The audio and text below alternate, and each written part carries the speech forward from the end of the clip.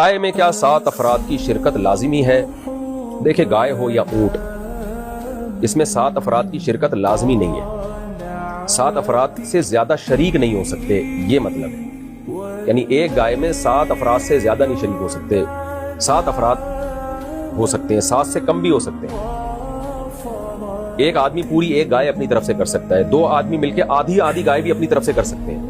اب لوگ اس میں یہ کر رہے ہوتے ہیں کہ 2 آدمی جب ایک گائے میں حصہ لیتے ہیں تو ایک 4 حصے لے رہا ہوتا ہے، ایک 3 حصے لے رہا ہوتا ہے.